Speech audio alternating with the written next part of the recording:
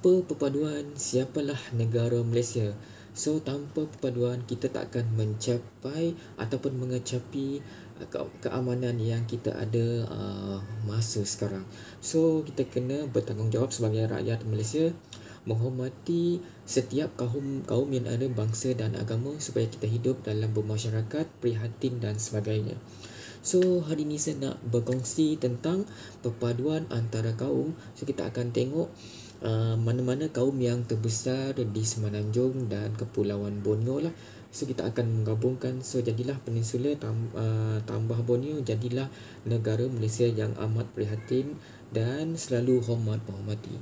Tetapi sebelum itu, jom kita mulakan video ini.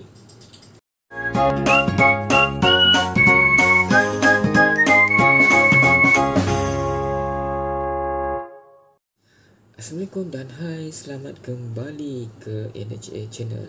Kepada yang telah subscribe, terima kasih. Bantu saya dengan tekan button subscribe supaya channel ini boleh maju ke peringkat seterusnya. So, seperti dalam tajuk dan apa yang ingin saya nak sampaikan dengan anda hari ini lah, tiada perpaduan, kita tak akan dapat mengecapi keamanan dan kestabilan dari segi apa-apalah yang melibatkan perpaduan antara kaum. So, perpaduan amat penting sebagai corak langkah untuk masa kini dan jaga masa panjang untuk sama-sama membantu dalam membangunkan negara Malaysia. Terima kasih di atas sokongan anda semua. Channel NHA Channel telah mencapai 100,000 views. Bantu saya dengan tekan button subscribe supaya channel ini boleh pergi ke peringkat seterusnya. Sekian, terima kasih. Kunci kejayaan sesebuah negara terletak kepada perpaduan antara kaum, iaitu meliputi apa yang kata toleransi, hormat menghormati dan prihatin antara satu sama lain. So, ia akan menjadi lebih baik sekiranya kita dalam sama-sama untuk perpaduan dalam bidang ekonomi, sosial, kesukanan dan kemasyarakatan. Itu adalah kunci yang paling penting untuk perpaduan. Okey, so tanpa melengahkan masa lagi, jom kita tengok apa kaum-kaum yang terdapat di negeri-negeri, iaitu khususnya di negara Malaysia. So, jom. Okey, untuk yang pertama, kita pergi ke bahagian Semenanjung dahulu, iaitu tanah Semenanjung. Okey, kaum terbesar yang ada dekat Semenanjung adalah kaum Melayu. So, anda akan nampak gambar seperti di atas. So, kaum kedua pula adalah kaum Cina. So, anda akan nampak seperti di atas juga. So, kita akan kembali kepada kaum India. So, India seperti di atas. So, dan itu adalah tiga majoriti kaum yang terbesar di Semenanjung Malaysia, itu Melayu, Cina, India. Dan jangan lupa terdapat masyarakat ataupun kaum asli yang terdapat di Semenanjung Malaysia seperti di atas jugalah.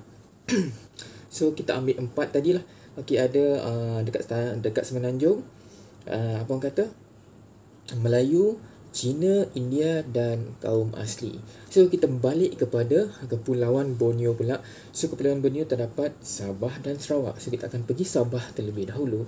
So, Sabah yang kaum terbesar adalah Kadazan seperti di atas. Okey, dan kita akan kembali ke negeri Sarawak pula. So, kaum terbesar adalah masyarakat Iban ataupun Dayak seperti di atas, dan kaum-kaum Bumi Putera yang lain. So, kita berterima kasih ataupun bersyukur disebabkan banyak kaum yang ada di negara Malaysia ni. So, berbilang-bilang kaum, bangsa, agama, kepercayaan, dan apa yang paling penting adalah orang kata perayaan. So, kita akan menyambut berbagai-bagai perayaan mengikut tradisi kaum yang ada dekat Malaysia. Okey, sampai di sini saja untuk info berkaitan kaum-kaum yang terdapat di Malaysia. So, kita dapat lihat banyaknya kaum. Itulah kunci perpaduan kepada negara. Sempena bulan kemerdekaan ni, kita haruslah mengetahui mana-mana kaum ataupun mana-mana jiran tetangga yang kita duduk di rumah ataupun dan sebagainya. Mungkin kita ada jiran Cina, mungkin kita ada jiran India, Iban, Kadazan dan sebagainya lah. Okey, Jangan lupa support NHC Channel, subscribe NHC Channel. Sehingga kita jumpa lagi pada next video. Kata dah tengok kan, subscribe lah. Bye, assalamualaikum.